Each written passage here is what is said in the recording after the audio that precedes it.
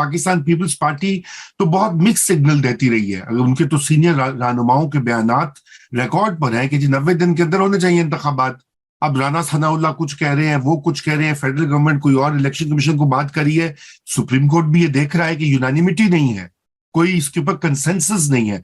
अच्छा, चूंकि आपको जाना है अगले चंद मिनट्स में, तो मैं अहमद बिलाल महबूब साहब आपसे फाइनल ये पूछता हूँ। आज आपको पता कि मरियम नवाज ने भी बड़ी वो घन गरज के साथ जो है वो तनकीद के नश्तर जो है वो बरसाए हैं उन्होंने मौजूदा बेंच जो है और अदलिया के ऊपर। उन्होंने उनकी एग्जैक्ट कोट्स मैं अगर आपको बता दूं, उन्होंने कहा कि जी ये सारे जो हैं जस्टिस एजाजुल एहसन और मुजाहिर अली अकबर नकवी ये बाकियात हैं जनरल जस्टिस फैज हमीद की। जस्टिस फैज जी, उन्होंने ये उनके अल्फाज हैं। उन्होंने कहा जी 9 रुकनी बेंच बनाया तो उसमें भी मुजाहिर नकवी और इजाजुल एहसन को डाल दिया। यास्मीन राशिद ने कहा सुप्रीम कोर्ट विच साढ़े बंडे बैठे ने, इन दोनों जजों का एहतसाब करने की बजाय बेंच में बिठा दिया गया। चीफ जस्टिस ये देखने बैठ गए कि इलेक्शन कमीशन, हुकूमत और गवर्नर्स की क्या जिम्मेदारी है। आपकी जिम्मेदारी गैर मुतनाज़ा बेंच बनाना है, क्या ये जिम्मेदारी पूरी की? ये जो कि मैं आपसे ये सवाल कर सकता हूँ, दोनों हमारे साथ बुकला इस वक्त मौजूद है, वो तो आपको पता है उन्होंने पेश होना होता है, वो तो ऐसी कोई गुफ्तगू का हिस्सा नहीं बनेंगे ना उनको बनना चाहिए। लेकिन अहमद बिलाल साहब, आपकी आजादाना राय जो है और पोजीशन, उसका फायदा उठाते हुए आपसे कमेंट लूंगा इसके ऊपर बिफोर यू लीव। जी बिल्कुल दुरुस्त है जी। मैं तो एक तो ये मैं समझता हूँ कि मरियम नवाज साहबा ने जो सियासी तौर पे इसको अगर आप एनालाइज करें तो देखिए जो मकबूलियत का रास्ता है ना, वो तो आपको तनकीद के ज़रिए से ही पाकिस्तान के कॉन्टेक्स्ट में हासिल होता है। अगर आप किसी पे तनकीद नहीं कर रहे और घन गरज के साथ नहीं कर रहे और किसी की मुखालफत नहीं कर रहे और उसके नतीजे में फिर आप खुद यानी एक विक्टिमहुड का भी एक पॉसिबिलिटी क्रिएट नहीं कर रहे, तो आप मकबूल नहीं हो सकते। पाकिस्तान के अनफॉर्चुनेटली ये एक सूरत हाल है। तो इमरान खान साहब ने ये अपने लिए मकबूलियत का एक बहुत कामयाब नैरेटिव दरियाफ्त किया था। वोट ऑफ नो कॉन्फिडेंस के बाद बहुत कामयाब रहा। तो अब ये PMLN और PDM ये कैसे करेगी, उसका रास्ता अब ये आपको नज़र आ रहा है कि मरियम नवाज साहबा ने जो किया है, इसके नतीजे में इनके खिलाफ हो सकता है तौहीन अदालत का भी कोई नोटिस आ जाए, कुछ इस किस्म की चीज़ें हो जाए, तो वो पॉलिटिकली इनको बहुत हेल्प करेंगी।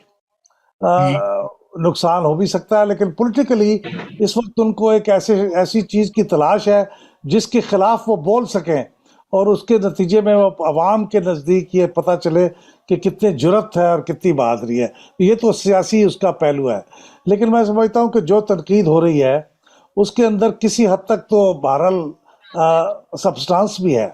ख़ास तौर पे अभी ये जो रिसेंट ऑडियो लीक आई है, ऑडियो टेप की जो कंटेंट्स बाहर आए हैं, उसके नतीजे में मैं समझता हूँ कि ये शकूक व शुबहात तो पैदा होते हैं।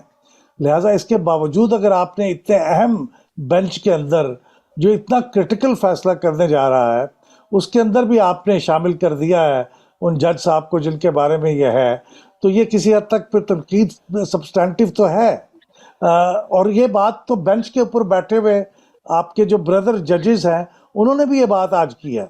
मतलब ऑडियो के बारे में जो बात की है वो उन्होंने अपनी इस इब्तदाई समात में भी बात की है। तो इसका मतलब है कि इसमें सब्सटेंस है। तो सब्सटेंस सियासी तौर पे भी है और मैं समझता हूँ कि कानूनी तौर पे भी है। तो ये मैं समझता हूँ कि बहुत इंटरेस्टिंग होगा और इसकी टाइमिंग भी बहुत दिलचस्प है कि जब ये बेंच ये कर रहा है। हमारे यहाँ बदकिस्मती से एक आखिरी बात ये कह दूँ कि जब अदालतों के अंदर चीज़ें ज़ेर समात होती हैं तो बैक वक्त अगर वो सड़कों पे भी ज़ेर समात ना हो तो उसके नताइज कुछ और होते हैं, और अगर सड़कों पे भी सेंटीमेंट क्रिएट हो जाए तो फिर नताइज कुछ और होते हैं। तो बस ये मैं इसी हद तक कह पाऊँगा, बावजूद इसके कि मैं वकील नहीं हूँ, लेकिन मुझे भी बहरहाल जिंदा रहना है इसी माशरे में। बिल्कुल, अल्लाह आपको बिल्कुल महफूज रखे और लंबी उम्र अता करे। तो अहमद बिलाल महबूब साहब, बहुत शुक्रिया हमें ज्वाइन करने के लिए اور آئی ہوپ کہ ہم آپ کو وقتاً فوقتاً جو ہے تکلیف دیتے رہیں گے آپ کے جو آراء ہیں وہ ناظرین تک پہنچانے کے لیے.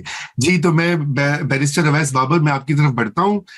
رضا رحمان صاحب نے بھی ہمیں جوائن کیا ہے. میں چاہتا ہوں کہ ان سے رضا رحمان صاحب سے بھی ان کا آج کی جو پروسیڈنگز ہیں اس کے اوپر ان کا ایک کوئک کامنٹ لیا جائے. محمد احمد پنسوتا صاحب بھی ہمارے ساتھ موجود ہیں, میں ان کی طرف بھی جاتا ہوں. لیکن رضا پہلے آپ ہمیں یہ بتائیے کہ آج کی جو سماعت ہوئی اس میں جو مختلف آراء سامنے جج صاحبان کی ریمارکس آئے, ابھی تو فیصلہ تو نہیں آیا, جسٹس منصور علی شاہ, جسٹس مندوخیل اور جسٹس اطہر من اللہ اور چیف جسٹس صاحب کے خود جو ان کے سوالات میں اضافہ ہو گیا. مثلا ابھی یہ سوال اٹھ کے آئے کہ کیا صوبائی اسمبلیاں جو ہیں وہ صحیح تحلیل ہوئی ہیں, کیا وہ یہ ذرا اس کے اوپر آپ اپنا ایک کوئک کامنٹ دیجئے.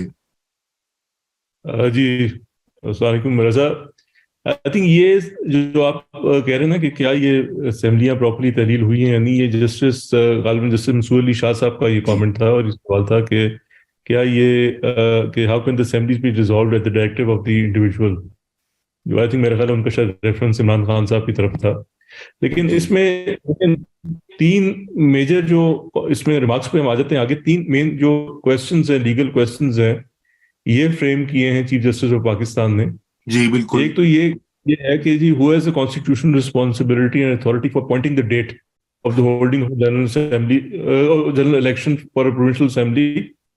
لیکن جب بھی آپ کی پروونشل اسمبلی ڈیزالو ہوئے گی تو کس کے پاس, اور سرکمسٹانسز میں بھی چاہے بائی دا گورنر اور آٹومیٹکلی, تو کس کے پاس اتھارٹی ہوئے گی to announce the date of holding of election for provincial assembly. اور دوسرا اسی سے منسلک ہے کہ یہ how and when is this constitutional responsibility to be discharged. اور تیسرا یہ ہے کہ جو یہ what are the constitutional responsibilities and duties of the federation and provinces with regard to the holding of general election, یعنی کہ جو فیڈریشن ہے, وفاق ہے, اور جو صوبے ہیں ان کی آئینی کیا ذمہ داری ہیں الیکشنز کو منعقد کرنے کے لیے. یہ تین فنڈامنٹل سوال ہیں. اس پہ جسٹس آئی تھنک مندوخیل نے بھی یہ بھی سوال اٹھایا تھا کہ کیا یہ اس پہ سو موٹو جورسڈکشن بنتی ہے یا نہیں بنتی. اطہر من اللہ صاحب نے بھی سوال اس پہ اٹھائے ہیں. جو منصور علی شاہ صاحب کی آپ نے بات کی ہے کہ انہوں نے یہ پوچھا ہے کہ کیا یہ جو اسمبلیاں ہیں یہ تحلیل پراپرلی ہوئی ہیں یا نہیں.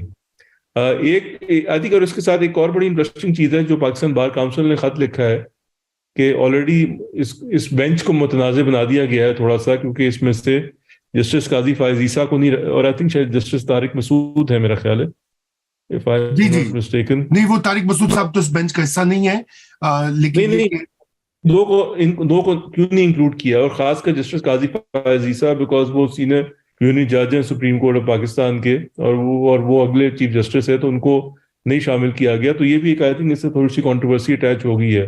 لیکن یہ تین جو آئینی سوال ہے نہیں ہے اس کا حصہ اس بینچ کا. جی بالکل. لیکن یہ تین جو آئینی سوال ہیں بڑے پرٹیننٹ ہیں جو فریم کیے ہیں چیف جسٹس آف پاکستان نے. میرے خیال سے اس پہ آئین کافی واضح ہے, لیکن آبویسلی یہ جو پاسنگ دا بک ہو رہا ہے between the governor of Punjab and then chief election commissioner کو کہا گیا تھا کہ آپ یہ انتخابات کی ڈیٹ اناؤنس کریں.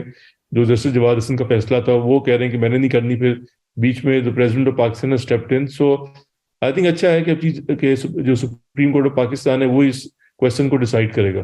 جی بالکل. احمد پنسوتا صاحب بہت شکریہ جوائن کرنے کا, بڑا زبردست آپ کا بیک ڈراپ لگ رہا ہے, لگتا ہے کسی حویلی میں اس وقت آپ موجود ہیں, ایک بہت ہی عظیم الشان قسم کی. تو میں یہ چاہتا ہوں کہ آج کی پروسیڈنگز کے بارے میں ہم بات کرے تھے, جو سوالات فریم کیے چیف جسٹس صاحب نے اور جو ان کے بردر ججز نے بھی ان کے اوپر مزید سوالات پہ سوالات اٹھائے. اور تو آپ یہ بتائیے کہ اس میں جو ایک کریٹیکل سوال جو اس وقت اٹھایا جا رہا ہے کہ کیا ایک انڈیویجول کی ڈائریکشن کے اوپر اسمبلیاں جو ہیں صوبائی وہ توڑی جا سکتی ہیں, یہ سوال بھی آیا. ظاہری بات اب لگ رہا ہے کہ شاید اس کے اوپر بھی سماعت ہوگی. پنسوتا صاحب آپ کیا سمجھتے ہیں اس کے اوپر کہ یہ ریمارک جو ہے یہ سوال ایڈ ہونا چاہیے, کیا اس سے پروسیڈنگز میں مزید ڈیلے ہوگا, یا یہ اہم سوال ہے؟ میرا خیال ہے جی یہ سوال ضرور ایڈ ہونا چاہیے, بٹ اس سوال کا جواب یہ ہے کہ اٹ از فار می بہت احترام سے, بیکاز جن جج صاحب نے اس سوال کو فریم کیا, میں ان کو ون آف دا بیسٹ ججز سمجھتا ہوں سپریم کورٹ. یہ سوال کی ریلیونس رہتی اس لیے نہیں ہے کیونکہ آرٹیکل 105 کے تحت کیبنٹ کے اندر ڈیسیجن ہوا کہ ہم نے اس کو تحلیل کرنی ہے اسمبلی, اور اس کی سمری بھیج دی گئی. اب اس کے پیچھے اگر آپ کہیں جی عمران خان صاحب ہے, تو اس طرح تو ہر پولیٹیکل پارٹی کا ہیڈ انسٹرومنٹل ہوتا ہے. آپ کے خیال میں پنجاب کے اندر جو پہلے نون کے ٹائم میں ہوتا تھا وہ میاں صاحب کے پوچھے بغیر ہوتا تھا. اٹ از جسٹ دیٹ وہ پبلکلی اس نے اناؤنس کر دیا, but there is nothing in writing. کیا جو سمری گئی ہے اس میں یہ لکھا ہوا ہے کہ عمران خان صاحب نے کہا تھا اس کو کریں؟ سمری میں تو لکھا ہے کہ ان ریزن یا وجوہات کی وجہ سے ہم چاہتے ہیں کہ اسمبلی تحلیل کریں, جس کو گورنر نے ایکسیپٹ نہیں کیا. سو میں اس کوشچن کو اتنا امپورٹنٹ اس طرح سمجھتا نہیں کہ اس کا جواب شاید نیگیٹو میں, لیکن سوال ضرور فریم کر دیں تاکہ اس کے اوپر بھی کلیئرٹی آ جائے, کیونکہ کانسٹیٹیوشن کی جو منشا ہے وہ یہ نہیں ہے کہ ایک آدمی اس کو رول کرے. میں تو بڑی دیر سے اس بات کو کہتا ہوں, اور اس چیز کے اوپر بھی ایڈریس ہو جائے. دوسرا سوال اطہر منیلا صاحب نے جو ریز کیا ہے وہ بڑا امپورٹنٹ ہے کہ کیا 1843 کے انگریڈینٹس جو ہیں وہ فلفل ہوتے ہیں. دو جز ہیں 1843 کے, matter of public importance, violation of a fundamental right.